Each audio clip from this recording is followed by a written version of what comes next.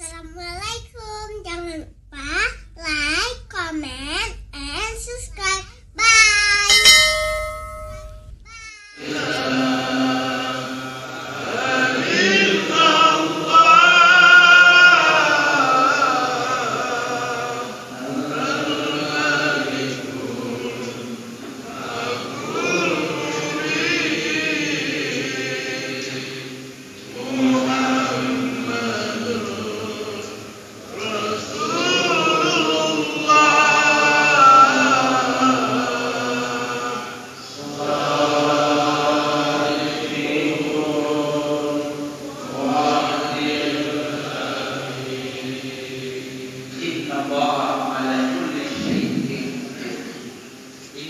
Sesungguhnya Allah bisa melakukan apa saja yang diinginkan oleh Allah. Hanya satu yang tidak sanggup dilakukan oleh Allah. Hanya satu hal yang tidak sanggup dilakukan oleh Allah: menolak doa dari hamba yang beriman, menolak doa dari hamba yang soleh. Mari ayah, bunda, di pagi hari yang indah ini banyak malaikat yang hadir di sini. Insya Allah doa kita dikabulkan oleh Allah Jalla Jalaluhu berkat aminnya para malaikat. Mari sama-sama kita bacakan doa taubat Nabi Adam dan doa taubat Nabi Yunus. Mudah-mudahan hari ini Allah ampuni, maafkan seluruh dosa-dosa yang pernah kita lakukan dari akhir dari 3 hari. Mudah-mudahan pagi ini Allah terima taubat kita semua. Walaupun yang ada meninggal hari ini, mudah-mudahan meninggal dalam keadaan husnul. Rabbana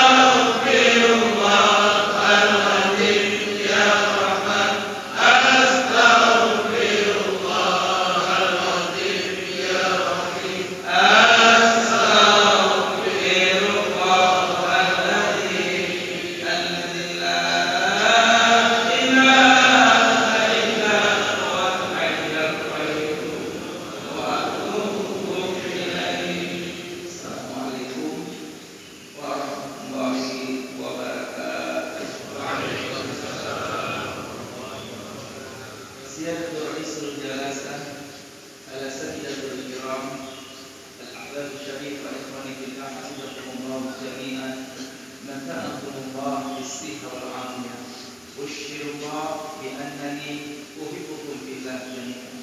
Yang mulia para alim ulama, semua guru-guru kami yang ada di sini, penasihat Arafah yang luar biasa banyaknya, Ketua BKM, Imam Fikri, Pak Kecil, Kampung Mulia, Masjid Al-Ansar yang kita cintai ini, dan seluruh jamaah Arafah yang terdiri dari semua golongan.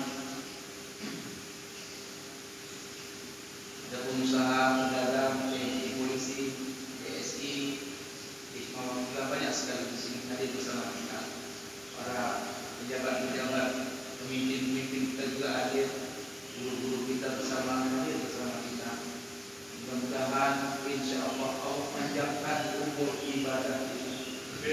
Allah panjangkan umur taat kita. Mudah-mudahan diberkahi sisa-sisa umur kita. Mudah-mudahan ke depan semakin hari semakin baik. Itulah ciri taubat yang diterima. Selama ini kita beribadah, kita tidak tahu diterima atau tidak. Selama ini kita berdoa, tidak tahu diterima atau tidak. Kita haji umroh, tidak tahu diterima atau tidak. Kita bersedekah, tidak tahu diterima atau tidak. Tanda-tanda taubat diterima, amal ibadah diterima, ada hijrah, ada perubahan. Dia terus memperbaiki diri. Terus dia taat kepada Allah, terus dia berzikir, beristighfar, bersalawat, dan mudah-mudahan insya Allah terus Allah bimbing semua kita sampai kita meninggal husnul khotimah. Dan mudah-mudahan semua yang hadir insya Allah bisa melihat wajah Rasulullah, bisa berjumpa dengan Nabi Muhammad sallallahu alaihi wasallam. Ayahanda Bunda yang mata iman, insya Allah ahad depan kita akan mengunjungi Masjid Quba Global. Masjid Quba Global. Mari sama-sama terus kita memaklumkan rumah Allah. Dan insya Allah di bulan 11 nanti kita akan mengadakan Burunai Berzikir ya. Yang mau ikut boleh langsung daftarkan sama guru kita, penasihat kita Ustaz Ahmad Riza LCMA. Beliau ada di depan saya. Yang mau ikut Burunai boleh insya Allah Burunai Berzikir di sana. Sama-sama kita berdakwah dari sisa umur kita. Mudah-mudahan insya Allah terus Allah pimpin kita di jalannya sampai kita menutup mata ini dalam keadaan syahid, dalam keadaan sujud, dalam keadaan beribadah. Mari sama-sama kita mendengarkan tausiah dari guru kita Ustaz Ahmad kepada Al-Muqarrab. Kami berserahkan dengan segala hormat. Kita bahas tentang harta warisan.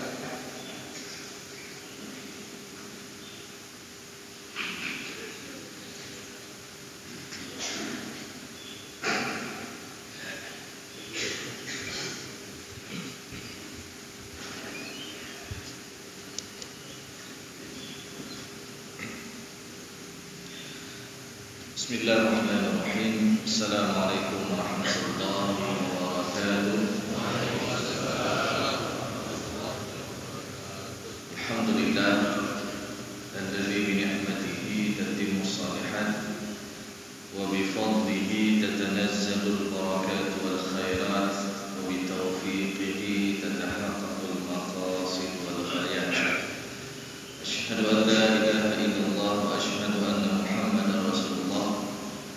Allahumma salli wa sallim ala sayyidina Muhammad wa ala alihi wa sahbihi ajma'in. Amma ba'du. Kaum muslimin dan kaum muslimat, orang tua kami, guru-guru kami, dan seluruh hadirin dan hadirat sidang jamaah salat subuh yang Allah muliakan. Pertama-tama marilah kita memanjatkan puji dan syukur kita kepada Allah Subhanahu wa taala yang masih memberikan kita nikmat iman, nikmat sehat, dan juga nikmat kesempatan kita membuka mata pada pagi yang berbahagia ini. Maka tiada kata yang pantas kita ucapkan ketika kita membuka mata setiap paginya dengan kita memuji Allah Subhanahu wa taala. Jadi ketika kita buka mata setiap pagi, jangan langsung lihat HP, lihat status dan lain sebagainya. Tapi ketika kita buka mata setiap pagi, kita puji Allah. Apa yang kita baca? Alhamdulillahilladzi ahyana ba'dama amatana wa ilaihin nusyur. Alhamdulillah, segala puji bagi Allah alladzi ahyana, yang telah menghidupkan kita pada pagi ini, ba'dama amatana, yang sebelumnya kita diberikan kematian. Jadi tidur itu adalah salah satu bentuk kematian kecil. Berapa banyak orang yang tidur malam, rupanya itu menjadi tidur panjangnya ataupun kematian. Wa ilaihin nusyur, dan kepadanya lah semua kita akan kembali. Salawat dan salam tak lupa pula kita sampaikan kepada Nabi Muhammad SAW, Rasulullah sebagai qudwah hasanah, Rasulullah sebagai suri tauladan yang baik yang patut kita contohi dalam kehidupan kita sehari-hari. Jemaah yang dimuliakan oleh Allah Subhanahu wa taala, sebagaimana tema yang diberikan kepada kami oleh tuan guru kita Ustaz Jul Arafah, itu tentang permasalahan faraid ataupun tentang masalah warisan, yang mana bicara tentang masalah faraid, bicara masalah warisan, kadang-kadang ada sebagian orang menganggap ini tabu. Oh, bicara masalah harta warisan, oh dia ingin cepat-cepat kuasai harta dan lain sebagainya. Padahal jemaah yang dimuliakan oleh Allah Subhanahu wa taala, bicara tentang masalah warisan adalah kita bicara terkait tentang hukum yang paling detail yang Allah sebutkan di dalam Al-Qur'an. Hukum yang bagian-bagiannya langsung Allah Subhanahu wa taala yang menetapkan. Ada yang dapat porsi 1/2, ada yang dapat porsi 1/3, 1/4, 1/6, 1/8 dan 2/3. Jadi bagian-bagian itu bukan ditentukan oleh para ulama. Bagian-bagian itu juga bukan ditentukan oleh para nabi. Tapi bagian-bagian itu langsung Allah Subhanahu wa taala yang menentukan. Fariidatan minallah, yang Allah sebutkan di dalam surat An-Nisa ayat ke-11, ayat ke-12 dan ayat 176 tentang porsi bagian masing-masing ahli waris. Kemudian jemaah yang dimuliakan oleh Allah Subhanahu wa taala, tentu berbicara tentang masalah harta ataupun harta warisan, dan ini tidak terlepas daripada permasalahan harta, yang mana sudah fitrah manusia itu suka kepada harta. Gak ada manusia yang gak suka harta. Dan ini sudah Allah jelaskan juga di dalam Al-Quran. Dalam surat Ali Imran ayat ke-14, Zuyina linnasi hubbus syahawati minan nisa'i wal banina wal qanatiril muqantarati minal dhahabi wal fiddah. Ini telah Allah jadikan kecondongan hati kita, kecintaan hati kita kepada wanita, kepada anak-anak, kepada sesuatu yang berharga seperti emas dan perak. Wal khailul musawwamah, kuda-kuda pilihan. Dalam terjemahan sekarang boleh kita artikan kendaraan-kendaraan pilihan. Wal an'ami wal harth, hewan ternak dan sawah ladang. Jadi semua kita suka. Fitrah manusia suka kepada harta. Dan juga Allah Subhanahu wa taala mengatakan jangan sampai juga kecintaan kita kepada harta ini melebihi daripada ketaatan kita kepada Allah. Kadang-kadang ada orang saking cinta kepada hartanya ini, dia habis-habisan menghalalkan segala cara untuk dapatkan harta. Dan ini bahaya sekali jemaah yang dimuliakan oleh Allah Subhanahu wa taala.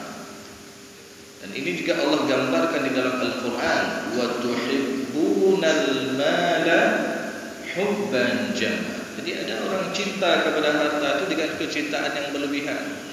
Saking cintanya kepada harta sampai-sampai boleh jadi dia tidak melaksanakan zakat atau tidak melaksanakan kewajiban mengeluarkan zakat.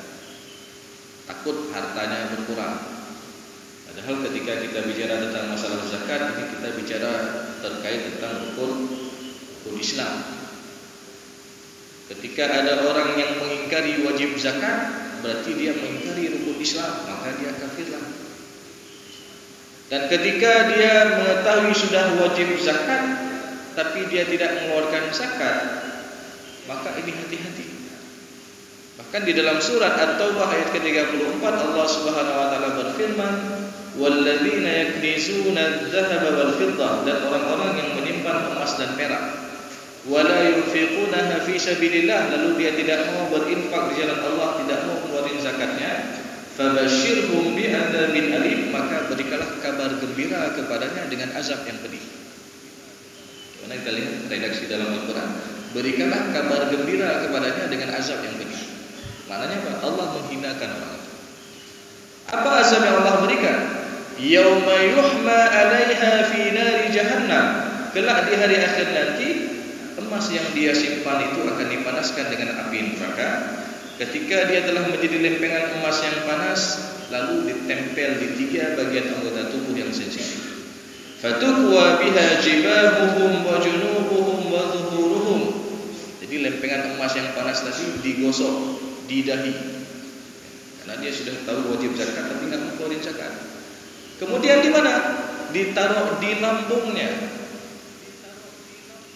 Coba Bapak Ibu bayangkan emas yang panas yang sedang berasap-asap, ya, ditaruh di lambung. Mungkin kita hari ini kalau ada sebagian kita yang pernah merasakan sakit asam lambung, kita nggak sanggup tahan, ya. Duduk salah, tidur salah, sanggup tahan. Ini apalagi lempengan emas yang panas ditaruh di lambung. Kenapa ditaruh di lambung? Karena secara tidak langsung dia telah memakan hak-hak asnaf penerima zakat, fakir miskin dan lain sebagainya. Kemudian ditaruh di punggung, di belakang. Lalu Allah katakan, hadza ma kanastum li anfusikum fadzuqu ma kuntum taknizun. Maka rasakanlah ini yang dulu kalian simpan, yang kalian lebih cinta kepada hal itu daripada taat kepada Allah. Maka ini hati-hati. Jadi jangan sampai kita cinta kepada harta yang berlebihan, lalu kita nggak sampai ataupun nggak mau mengeluarkan zakat. Begitu juga ada orang yang saking cinta kepada hartanya dengan kecintaan yang berlebihan sampai-sampai dia menghalangkan segala cara. Dia rampas hak saudaranya, dia ambil harta anak-anak yatim. Maka ini bahaya sekali jemaah yang muliakan oleh Allah Subhanahu wa taala. Apalagi berbicara tentang masalah warisan. Karena bicara tentang masalah warisan berarti kita bicara tentang masalah hak, dan Allah telah menetapkan hak bagian masing-masing di dalam Al-Quran. Dan jemaah yang dimuliakan oleh Allah Subhanahu wa taala, sehingga dalam sebuah kesempatan Rasulullah SAW pernah menyampaikan tentang pentingnya kita belajar dan mengetahui tentang masalah warisan. Rasulullah SAW bersabda, ta'allamul fara'id wa 'allimuhun nas. Pelajarilah ilmu faraid dan ajarkanlah kepada yang lainnya. Fa innaha nisful 'ilm, sesungguhnya dia adalah setengah daripada ilmu. Kenapa dikatakan ilmu faraid ini setengah daripada ilmu? Karena ketika kita belajar ilmu faraid ini, bukan hanya ilmu fikihnya saja yang harus kita pahami, tapi ada ilmu-ilmu lain yang harus kita pahami. Contoh berkaitan dengan matematika dasar, ini juga kita harus tahu. Yang mana matematika dasar ini juga semua ada dalam Al-Quran. Contoh berkenaan dengan penjumlahan, yang mana masalah penjumlahan ini Allah Subhanahu wa taala menyebutkan dalam surat Al-Kahfi tentang lamanya Ashabul Kahfi berada di dalam gua.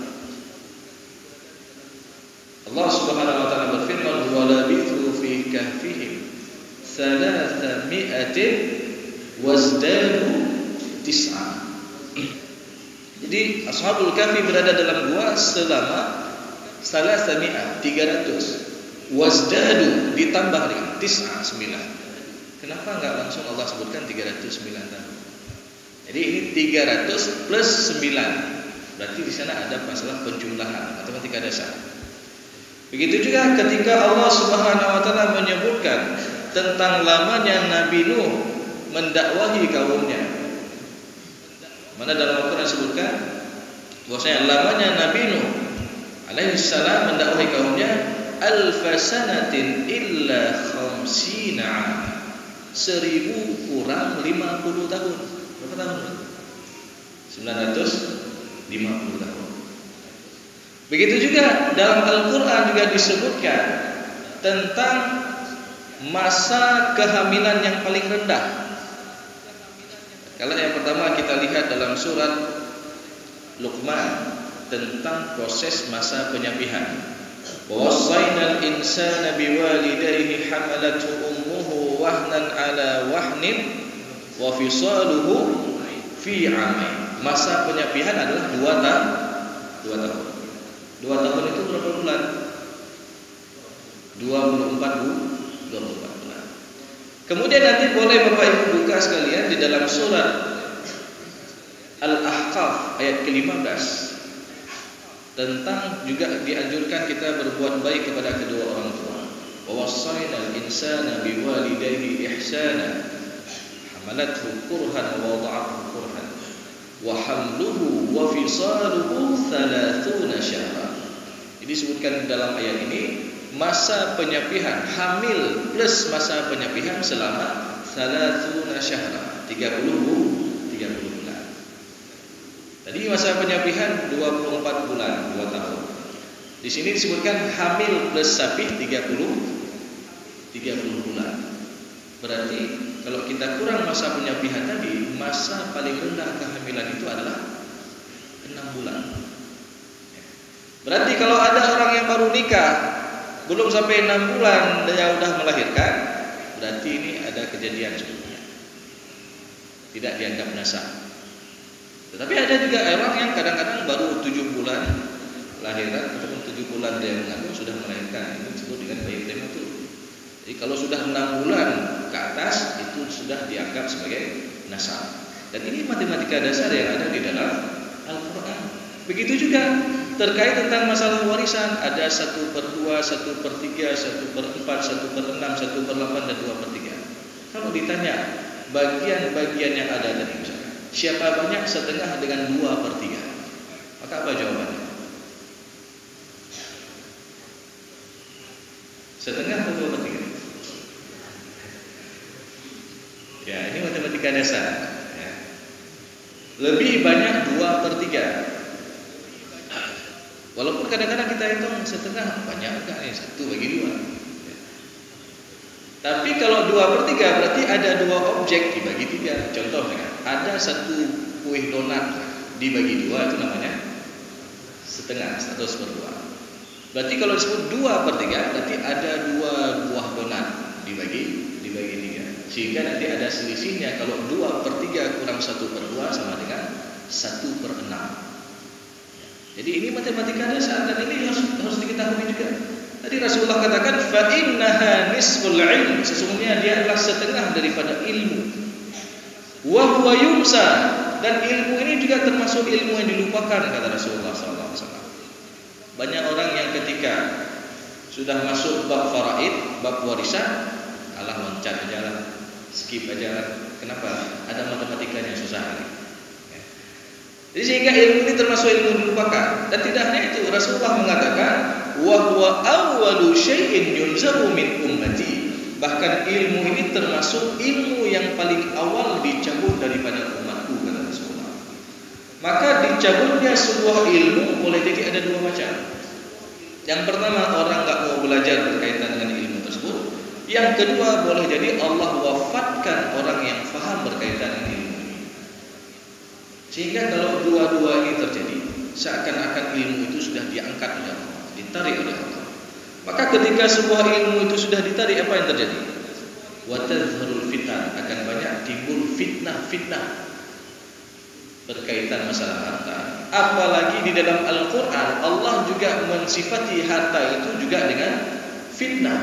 Wa'lamu annama amwalukum wa auladukum fitnah. Ketahuilah bahwasanya harta kalian dan anak-anak kalian adalah fitnah. Yang dulunya waktu masa kecil-kecil duduk sama-sama, makan sama-sama, ya, bahagia akur-akur. Waktu enggak ada harta akur-akur. Waktu sudah ada harta sedikit sudah ribut-ribut. Kakak lu ado manado. Enggak lagi ngomong-ngomong. Enggak lagi silaturahim. Ya, bahkan sampai bertahun-tahun. Dan nauzubillah kadang-kadang ada sampai bilang apa? Nyan mati lu nak ngomong. Nauzubillah. Jangan sampai seperti itu jemaah yang dimuliakan oleh Allah. Ini adalah fitnah. Kita diuji dengan harta. Maka jemaah yang dimuliakan oleh Allah Subhanahu wa taala, tentu jangan sampai seseorang itu memakan harta orang lain. Jangan sampai dia memakan harta saudaranya, apalagi di sana ada harta anak yatim. Yang mana Allah Subhanahu wa taala juga berfirman di dalam surat An-Nisa ayat ke-10, "Innal ladzina ya'kuluna amwalal yatama dzulman, innama ya'kuluna fi butunihim nar wa sayaslawna sa'ira." Sesungguhnya orang-orang yang memakan harta anak yatim secara zalim, baik memakan secara langsung ataupun memakan dalam artian dia menguasai, dia mengelola, tidak diberikan hak sedikit pun kepada anak yatim, maka dianggap itu memakan. Jadi sesungguhnya ketika dia memakan harta anak yatim secara zalim, innama ya'kuluna fi butunihim nara, itu sama dengan dia makan bara api dalam perutnya. Wa sayaslawna sa'ira, dan tidak hanya sampai di situ. Di hari akhir nanti dia akan dicampakkan ke dalam api neraka yang menyala-nyala. Maka ini hati-hati. Dan juga jemaah yang dimuliakan oleh Allah Subhanahu wa taala, tatkala seseorang mengambil hak tanah secara zalim, ini juga hati-hati. Kadang-kadang yang bukan haknya dia katakan diserobot, itu punya hak saya, itu ada hak saya. Dan Rasulullah SAW mengatakan dalam hadisnya, "Man akhadha shibran minal ardi dzulman," barang siapa yang mengambil sejengkal hak tanah secara zalim, yang bukan haknya, lalu dia mengatakan itu punya haknya, fa innahu yuqawwiduhu yaumal qiyamati sab'a radin, kelak di hari akhir nanti dia akan dihimpit dan dikalungkan seberat 7 lapis bumi. Itu tingkat sejengkal saja, apalagi sampai bermeter-meter, apalagi sampai berhektar-hektar. Ini sedih sekali kita mendengarkan. Apalagi kalau di kampung-kampung itu, kadang batasan tanah itu cuma pakai pohon kuda-kuda. Ketika dilihat tetangganya tadi yang di sampingnya pergi haji ataupun dia pergi keluar kota, ya, nasokan pinah sedikit. Bahkan kalau di kampung-kampung ada atung, batasan sawah, itu juga kadang-kadang digeser. Maka ini hati-hati. Semua itu akan diminta pertanggungjawaban oleh Allah Subhanahu wa taala. Bahkan na'udzubillah, kadang-kadang ada orang yang berani sumpah, dia bawa nama Allah untuk zalim terhadap orang lain. Sumpah demi Allah, di situ ada hak saya, padahal dia tahu ada hak dia sudah diberikan di tempat yang lain.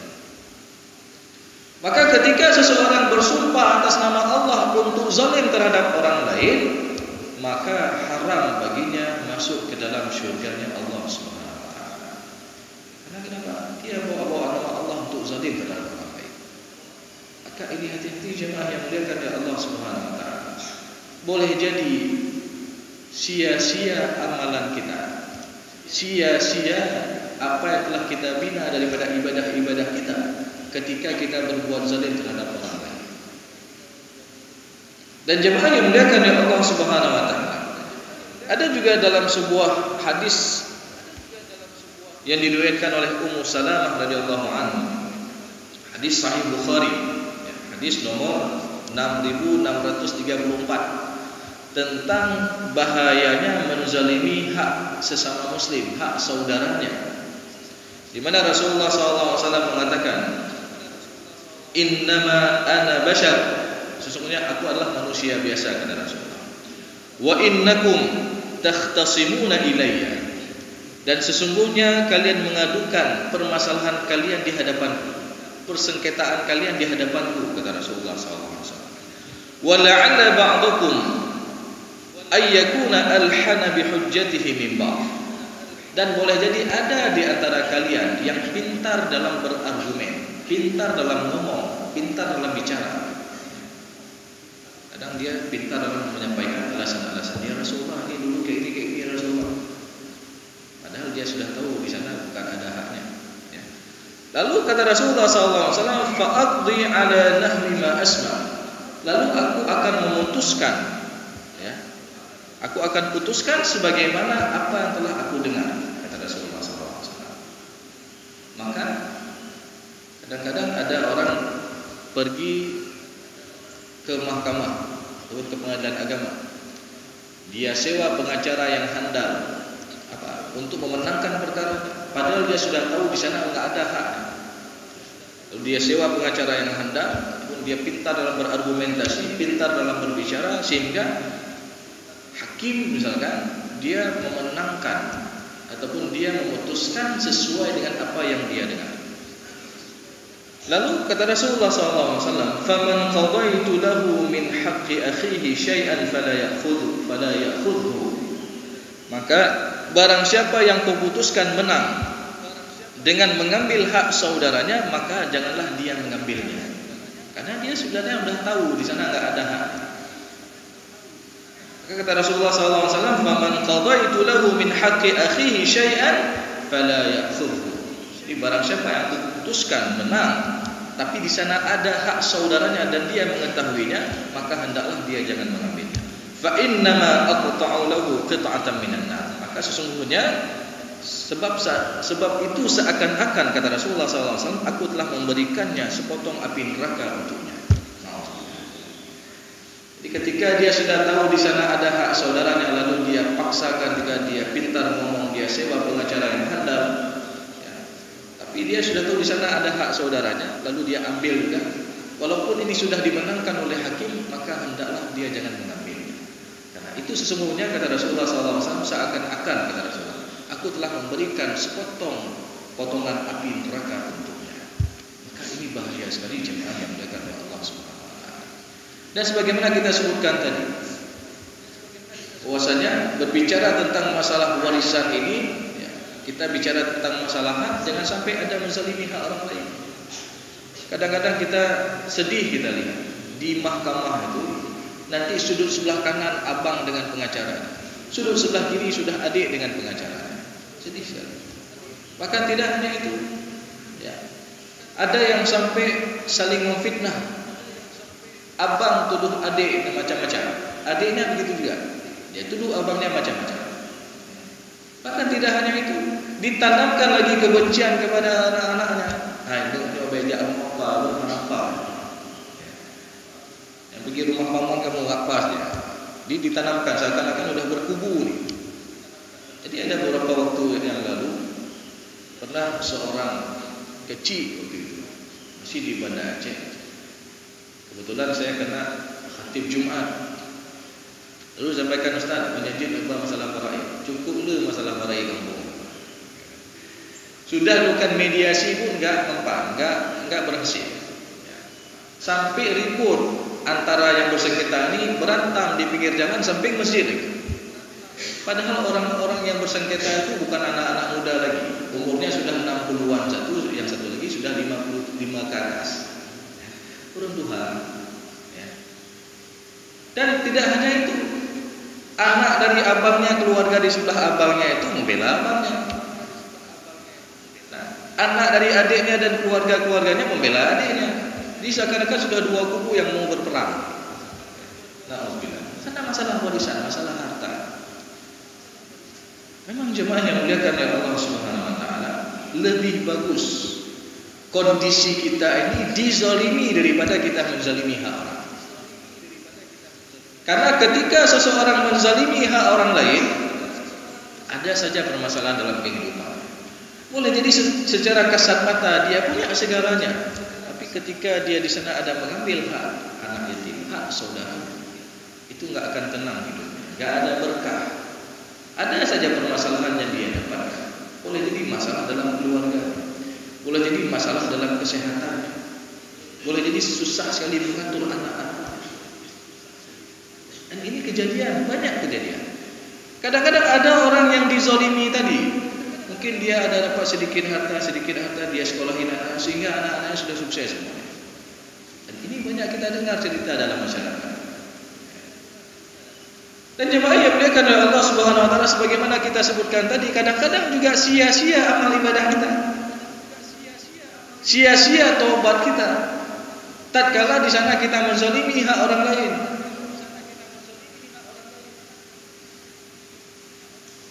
Jadi kezaliman itu jemaah yang dimuliakan oleh Allah Subhanahu wa taala termasuk daripada bentuk kezaliman itu adalah memakan harta saudaranya, memakan harta anak yatim. Itu juga bentuk kezaliman. Dan kezaliman itu jemaah yang dimuliakan oleh Allah Subhanahu wa taala, tidak cukup kita bertobat kepada Allah. Kalau ada orang hari ini berbuat zalim terhadap orang lain, kan hansip. Gak cukup kita membaca doa taubatnya Nabi Adam. Gak cukup kita membaca doa taubatnya Nabi Yunus. Harus kita benar-benar minta maaf kepada orang tersebut. Apalagi di sana ada hak yang berkaitan masalah harta, terkait juga hutang piutang. Sampai-sampai Rasulullah SAW mengatakan, nafsul mu'min mu'allaqatun bidainihi hatta yuqda anhu. Jiwa seorang mukmin itu akan terkatung-katung disebabkan hutangnya sampai ada yang menjamin hutangnya, ada yang melunasi hutangnya. Dan tidak hanya itu, juga Rasulullah SAW mengatakan, yaghfiru lisyahid kulla dzambin. Allah mengampuni seluruh dosa-dosa orang yang syahid. Bagaimana orang yang syahid itu? Dia sehari-harinya dia korbankan hartanya, jiwanya di jalan Allah Subhanahu wa taala. Ya, bahkan dia ikut membela agama Allah Subhanahu wa taala sampai dia syahid meninggal dunia. Maka kalau ada orang berbuat demikian, Allah akan ampuni seluruh dosanya. Yaghfiru lisyahid kulla dzambin. Allah mengampuni seluruh dosa-dosa orang yang syahid. Tapi satu yang enggak diampuni oleh Allah, apa itu? Ad-dain, hutang. Karena hutang ini ada hak orang lain. Maka yang berangkat ataupun yang berkaitan dengan hak Allah, boleh jadi Allah maafkan ketika dia berbuat dosa, ataupun ketika dia bernazar lalu tidak melaksanakan nazar, boleh jadi Allah maafkan. Tapi yang berkaitan dengan hak orang lain, contoh tadi hutang piutang, kalau dia makan hak orang lain dan lain sebagainya, maka itu harus minta kehalalan kepadanya, minta maaf kepada orang tersebut. Jadi han memada ada yang akan taubat. Sehingga Rasulullah SAW dalam sebuah kesempatan juga menyampaikan, di hari akhir nanti ada orang-orang yang bangkrut, ada orang-orang yang merugi. Hadis ini sering saya sampaikan di atas mimbar. Jadi bagaimana orang yang bangkrut itu? Bagaimana orang yang merugi? Kata Rasulullah SAW, al-muflisu min ummati ya'ti yawmal qiyamati bi salatin wa siyamin wa zakat.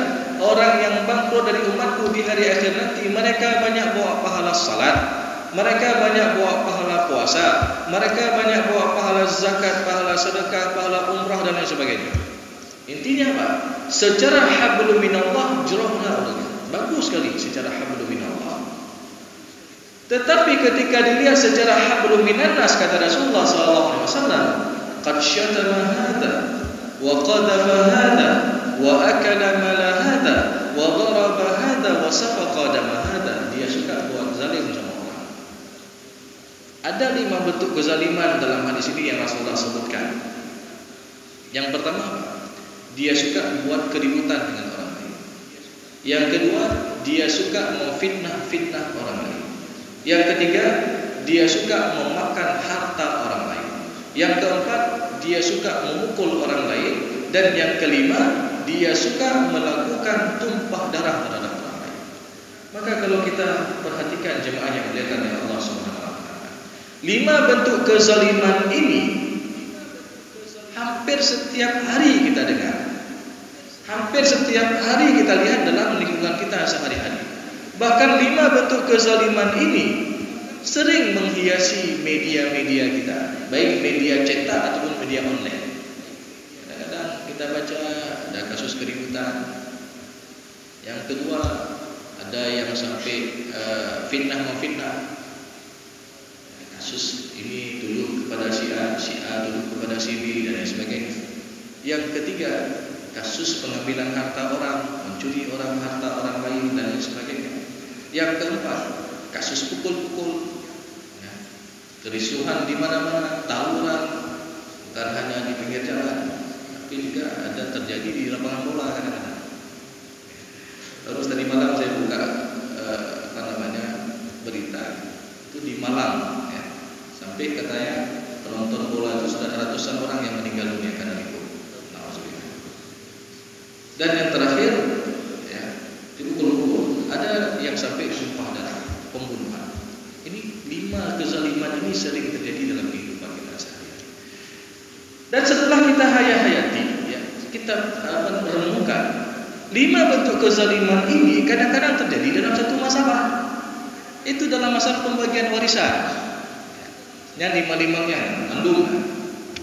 Yang pertama ribut-ribut keluarga. Yang kedua saling memfitnah. Abang tuduh adik sudah jual harta. Lalu adiknya bilang, bang terhelem, jangan waktu kamu buat drone kawin itu keluar jangan harta ya.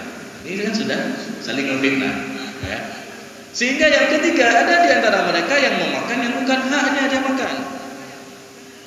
Dan yang keempat kadang-kadang ada yang sampai pukul-pukul. Ada kasus beberapa waktu yang lalu ribut antara abang beradik sampai abangnya tampar adiknya. Karena adiknya juga sudah berkeluarga, suaminya enggak terima. Ya, dilaporlah ke polisi. Akhirnya abangnya sempat masuk ke dalam penjara karena kasus pemukulan. Gara-gara masalah warisan. Ya, ini sampai pukul-pukul. Dan na'udzubillah ada yang sampai tak parang di masalah harta warisan. Ini jemaah yang muliakan oleh Allah SWT, 5 bentuk kezaliman ini terjadi dalam satu masalah. Sehingga di hari akhir nanti apa yang terjadi? Kata Rasulullah SAW, "Fayuta hadza min hasanatihi wa hadza min hasanatihi." Akan diambil pahala-pahala kebaikan tadi. Walaupun dia banyak pahala salat, dia banyak pahala zakat dan sebagainya. Pahala-pahalanya tadi akan diambil, ditransfer kepada orang-orang yang pernah dia zalimi sesuai dengan kadar kezalimannya. Kalau kadar kezalimannya kecil, pahalanya pun kecil dan ditransfer. Tapi banyak ramai orang misalkan. Ya. Ataupun ada juga ketika dilihat kezalimannya besar, maka besar juga amalannya itu akan diambil berpindah kepada orang-orang yang pernah dia zalimi. Sehingga jemaah yang muliakan oleh Allah Subhanahu wa taala, kata Rasulullah SAW, "Fa in faniyat hasanatuhu qabla ayyutama alaihi." Apabila pahala-pahala kebaikannya sudah habis, jadi enggak ada satupun pahala. Lalu dilihat lagi, oh rupanya si fulan ini pernah buat zalim kepada si fulan lagi. Maka kelak dia akan menanggung dosa orang yang pernah dia zalimi itu. Tsumma turiha finnar, dan pada akhirnya dia dicampakkan ke dalam api neraka. Nauzubillah. Inilah hakikat orang-orang yang rugi. Sia-sia amalan-amalan yang telah dia bina ketika dia berbuat kezaliman terhadap saudaranya, berbuat kezaliman terhadap orang lain. Maka ada 2 ketakwaan yang benar-benar harus kita jaga. Apa itu? Takwa secara hablum minallah. Ini harus kita jaga dalam kita ibadah-ibadah kepada Allah Subhanahu wa taala. Kita salat, puasa, zakat dan sebagainya. Ini harus kita jaga. Dan juga yang harus kita jaga apa? Takwa secara hablum minan nas. Kita berbuat baik kepada orang lain, kita memaafkan kepada orang yang pernah menzalimi kita dan lain sebagainya. Jadi kalau 2 ini bisa kita terapkan, ya, jangan sampai kita abaikan salah satunya. Kadang-kadang ada juga orang secara hablum minan nas jerohna, ya. Oh dia baik kali, dia selalu senyum, dia selalu bantu, tapi secara hablum minallah salah-salahnya bolong. Puasa sekali-sekali, ini juga masalah. Sampai ada yang bilang waktu itu, yang penting misalkan ketika dibilang pada seorang wanita yang berjilbab, pakai jilbab lah dia bagus, nggak apa-apa, yang penting kan hatinya yang berjilbab. Ini hadir sih, ya. Walaupun dia baik secara hablum minan nas, tapi dia bermasalah secara hablum minallah, ini hadir. Ini masalah. Ataupun sebaliknya, ada orang secara hablum minallah bagus, secara hablum minan nas dia masalah. Ini juga termasuk orang-orang yang rugi tadi. Maka seorang mukmin yang sejati dia harus menjaga dua-dua itu. Takwa secara hablum minallah dan takwa secara hablum minan nas. Jangan kita ambil harta orang lain, jangan kita menzalimi orang lain. Karena itu pada hakikatnya semua akan diminta pertanggungjawaban oleh Allah Subhanahu wa taala. Dan saya teringat kepada sebuah kisah Imam Hasan Al-Basri. Imam Hasan Al-Basri pernah suatu ketika beliau didatangi oleh seseorang ke rumah. Assalamualaikum. Waalaikumsalam. Ada apa? Wahai imam, si fulan telah mengatakan untukmu ini dan ini. Maknanya apa? Ada orang datang bilang, ada orang yang mencemarkan nama baik Imam Hasan Al-Basri. Nah, ketika itu Imam Hasan Al-Basri beliau tidak marah.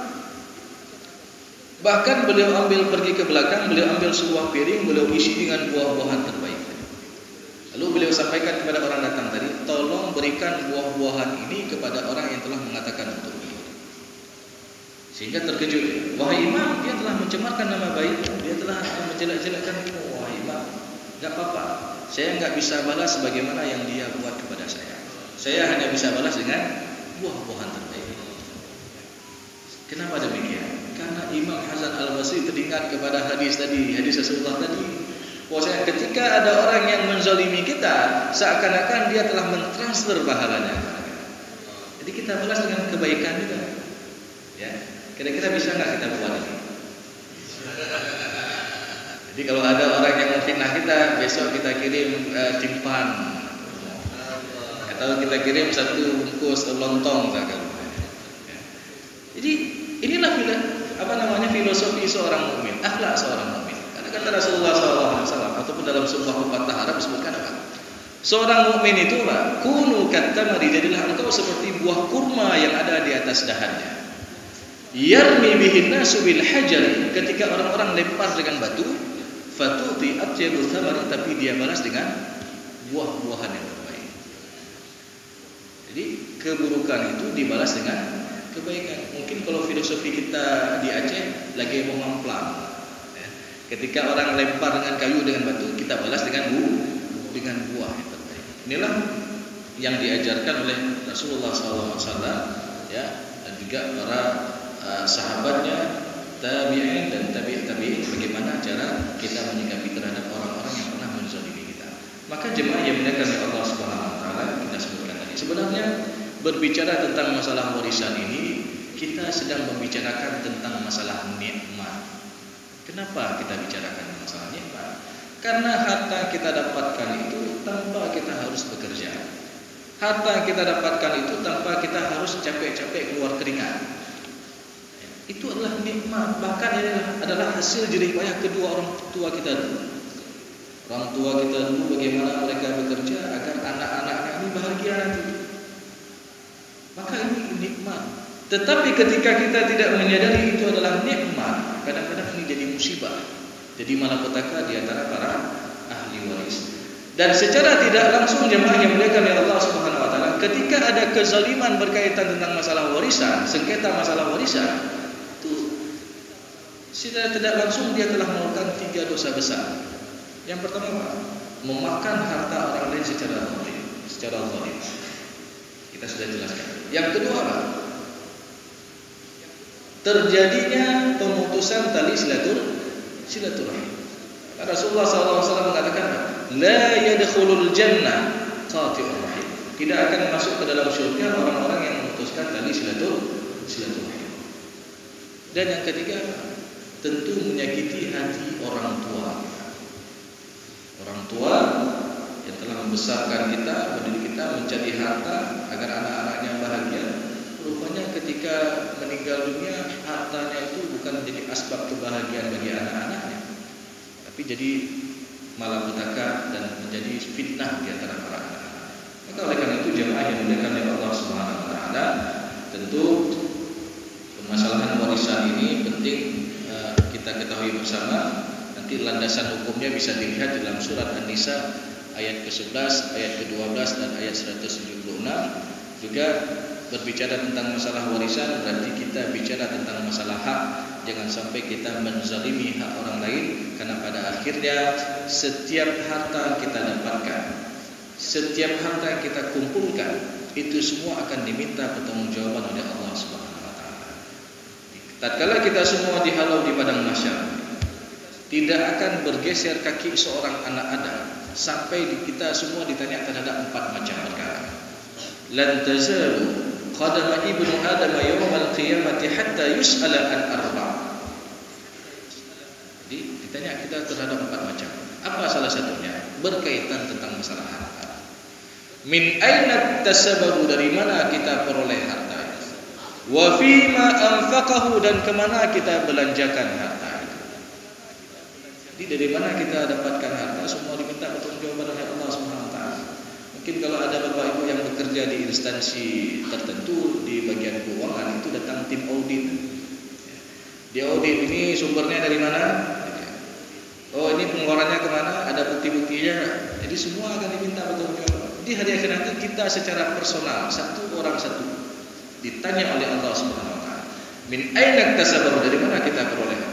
Oh, adakah kamu makan harta si fulan? Adakah kamu mengambil harta si fulan dan lain sebagainya? Semua akan diminta bertanggungjawab oleh Allah Subhanahu Wa Taala. Dan mudah-mudahan kita yang ada dalam majelis subuh yang berbahagia ini bisa mempertanggungjawabkan terhadap amanah harta yang telah Allah berikan kepada kita, dan mudah-mudahan harta yang kita miliki ini pun tentu menjadi asbab ditariknya kita menuju ke dalam syurganya Allah Subhanahu Wa Taala.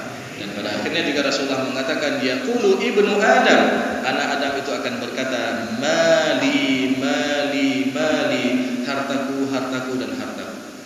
Dan tidaklah harta kalian melainkan apa yang kalian makan itu akan habis.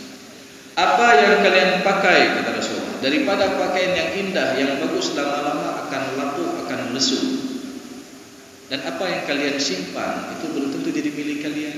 Kadang-kadang ada orang berbangga-bangga dia simpan miliaran di buku tabungan. Itu belum tentu jadi milik kita. Kalau Allah tarik nyawa kita pada hari ini, tentu harta itu semua akan diperebutkan oleh para ahli warisnya. Tapi apa yang kita sedekahkan di jalan Allah, apa yang kita infakkan di jalan Allah, tentu ini menjadi kekal yang akan menemani kita sampai dengan hari akhir nanti. Demikian jemaah yang dimuliakan oleh Allah SWT, mudah-mudahan apa yang telah kita sampaikan tadi bisa menjadi ilmu yang bermanfaat dan bisa juga kita amalkan dalam kehidupan kita sehari-hari. Lebih dan kurang saya mohon maaf. Aqulu qawli hadza wa astaghfirullah li wa lakum wa lisa'il mu'minin. Wassalamualaikum warahmatullahi wabarakatuh.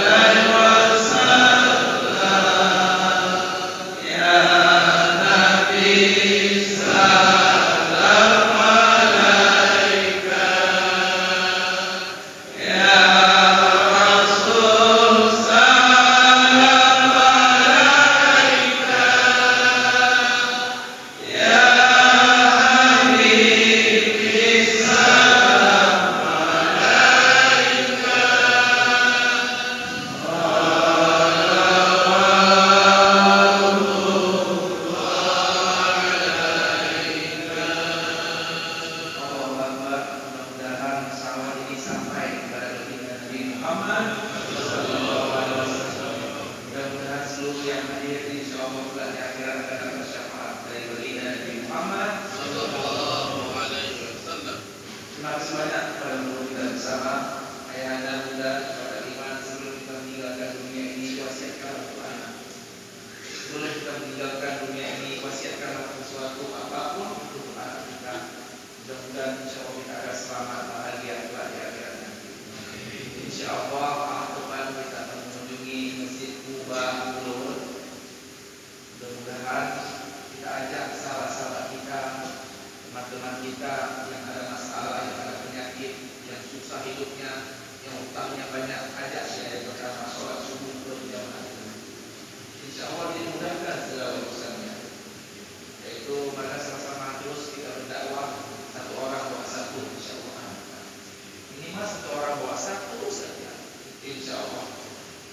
Mudah-mudahan kita akan diberkahi dari sisa-sisa urusan. Baik, ayahanda bunda ikhwatal iman, sama-sama tidak bersalaman. Terus ada antara kita